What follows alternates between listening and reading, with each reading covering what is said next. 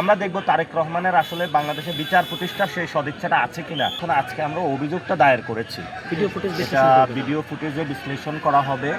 তো পুলিশ যেটা হলো ওইখানে বিশ্লেষণ করে যখন মামলার কোডটা পাবো, এটা কোন অনুযায়ী সাজানো হয়েছে সেটা এখানে আমরা বলেছি। এটা যারা এখানে আছে সবাই জি.কে গাউসের অনুসারী, এবং এখানে যিনি প্রধান মামলার আসামি তিনি হলেন রাজীব আহমেদ, রঙ্গন জেলা ছাত্রদলের উনি সভাপতি।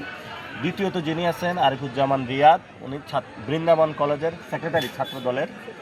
আমরা এখানে এটাও উল্লেখ করেছি, প্রায় আমাদের ক্যামেরা ল্যাপটপ থেকে 20 লক্ষ টাকার যন্ত্রপাতি তারা নিয়ে গেছে। 5 লক্ষ টাকা নগদ গাড়িতে ছিল, 50 লাখ টাকার একটা গাড়ি ভাঙচুর চালিয়ে দিয়েছে, যেটা ঠিক করতে হবে। ঠিক করলে আমরা কিছু স্ক্র্যাচ করে দিছি ওরা।